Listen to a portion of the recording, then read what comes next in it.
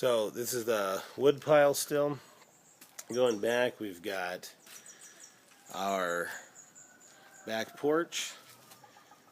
Go back here, we've got some kiwis to the left, my pumpkins, got a succulent down there, and we'll get to that in a minute. But I've got this whole side here that I want to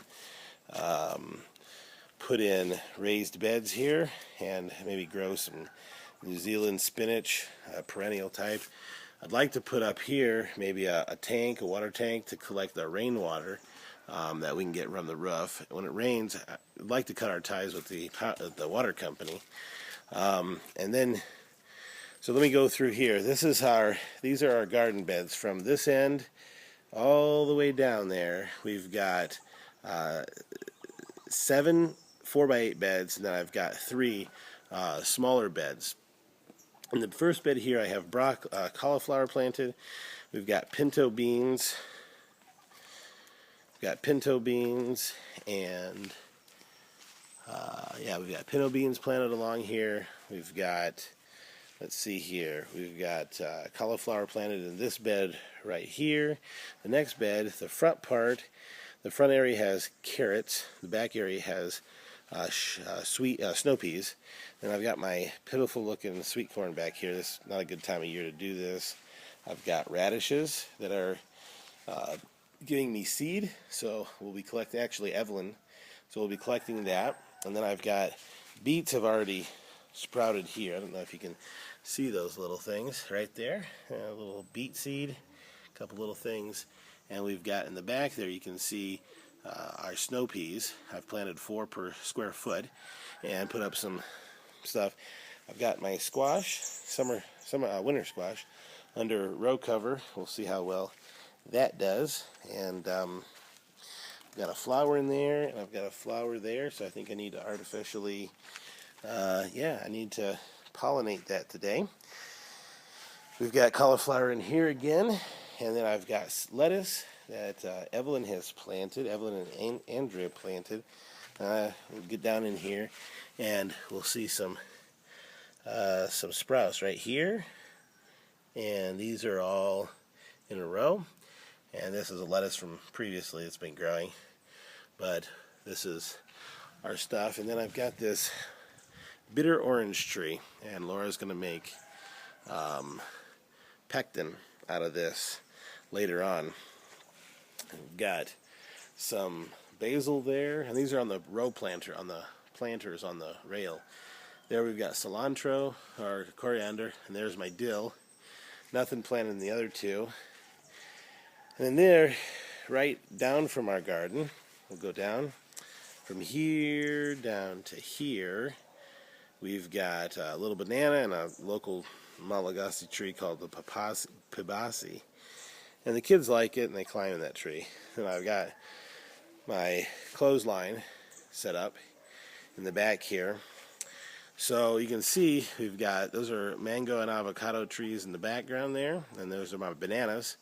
And actually we're going to be working on talking about that in just a minute.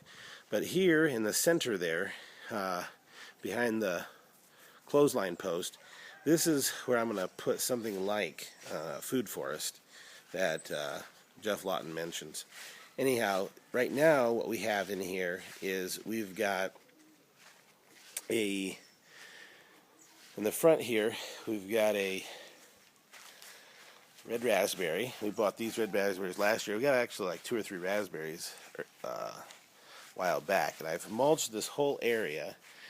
I've mulched the whole area with wood shavings, kind of a hardwood wood shaving, and pine wood shavings. And quite honestly, it does cut the weeds, but not only that, it really helps keep the moisture. And I had him mix sand with this so that it wasn't so hard. But we've got sweet potatoes here, and in the back is a peach tree. Now this peach tree is really buggy, and I'll go show you that in a minute. This is what they call a kaki, and not a real fan. There's the little ones, and then the big ones are here, and they're pretty big. They're like about a baseball size. I have another raspberry here. So between this raspberry and that raspberry, I'm planning on making a hedge of raspberries just over time. We've got another thing there. Probably maybe put in my some sort of rhubarb. We have rhubarb plants, and so if I can throw in some rhubarb plants back here, that will really help this. But this thing over here, this plant, this tree, you can see it's got little gel. Well, that gel is where these bugs burrow in. It's sap, burrow in to the tree, and have really affected. It's really gelatinous right now, but it really affects the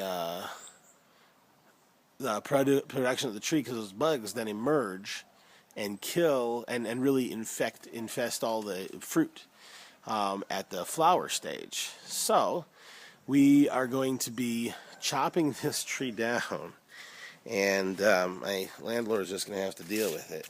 But it seems to have a good base, and we're going to take off this branch over here completely, and we're going to take this one off probably about right there, and then we're going to let the new shoots grow. There's already a couple of shoots starting to, and I don't know if you can see those right there. Yeah, there.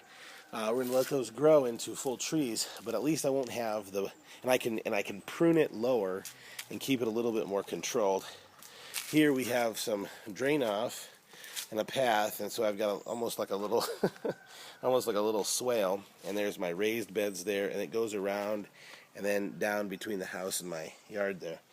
But we've got that, and so yeah, we're gonna be, we have a succulent there, and this is a pumpkin, and then I've got my trellis I built. I made this a few weeks ago, maybe about a month and a half ago now, and we're going to be using this for beans up front, and I think it'll work. I have 3 compost piles. I have my finished compost pile back there. In front here I have a well, about a 30-meter well, 20-30 meter well, so you're talking 30, 60 to 90 feet deep, something like that. I've got a sieve, but I've got a second pile that is in process, and these are around my banana trees. And then I've got a pile we just started, and we just add our cabbage scraps and eggshells and different things. And then I put a fence around all of this to keep it, make it look nice. I actually just, so I've got my 3 piles. I've got a pile here, finished pile. I've got a compost pile in process, still needs to be turned a few times. Got my banana trees, a sieve, got some woody stalks in the back there, have him chop up, and got my pumpkins. Got a 3rd pile that we just started, so this one will probably get moved to there eventually. This will get used on the gardens, and here I made a fence. I bought this fence, the bamboo. Somebody's wired this. I don't know if you can see, you'll be able to see this very clearly, but there's wire that they've twisted around to make this fence all along with little pieces of bamboo.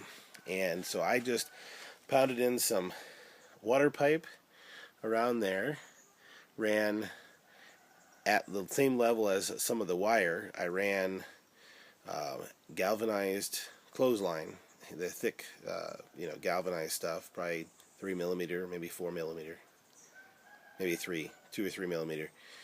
And we ran it around there, all the pipes, put the thing up there, and wired the fence to the wire. So it actually works out pretty good.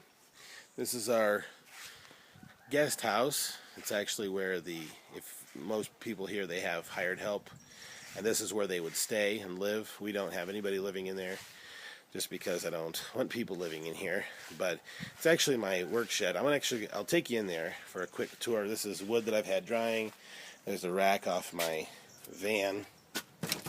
Let me see if I can get in here.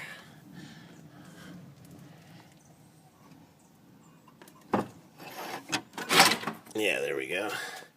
Now, it'll be pretty dark in here, but this is a pretty traditional type housing here in the bush. We have windows, got a small table. I don't know if you can see it right here. There's a table, and then there's some little cooking area.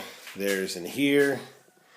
Yeah, it's pretty dark, so probably won't be able to see much. I have some water barrels, the kids' bikes, just storage, my fencing and garden stuff, and some wood. And so this is basically just our barn, our storage barn.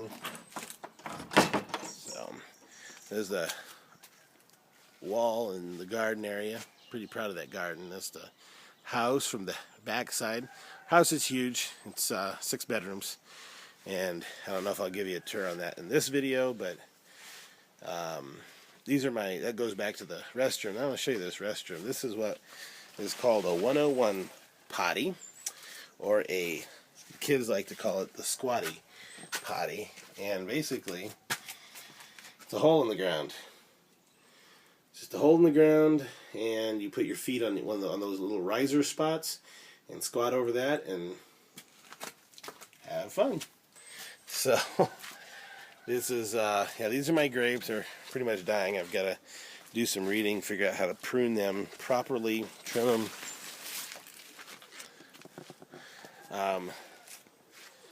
Taking care of that, but I'll be adding more compost down there. But we're gonna hopefully, this was here when we got here, and we just had to trim it. And then along the house here, we've got rows of those lilies, and this is what the front looked like. And so then we have some stairs, and we have more, but I've planted some grapes in here. So this is one of them, and then keep going up, and I've planted more grapes along the front here. We've got outside the kitchen window, we've got just a little flowered area. I'll probably keep it like that, keep it nice. I had on this area, right in the middle there, I had passion fruit, killed it, cut it back too far. Termites got the roots. So we've got some grapes growing, so we'll be using this arbors system that I've put in, and we'll be adding that for the trees along there. Still more grapes, and some stuff out here. So it's a tour of the yard. I wanted to say one thing before I let you guys go. And up here along the front of where I'm having my apple trees, about where that first thing is, right there, right in there, is where I'm going to put a wire. I'm putting a support post here, and I'm putting a support post at the far end, and I'm going to be running a wire about 18 inches, 2 feet up on the bottom, and then another 18 inches to 2 feet, and then another 18 inches to 2 feet. So we will have 3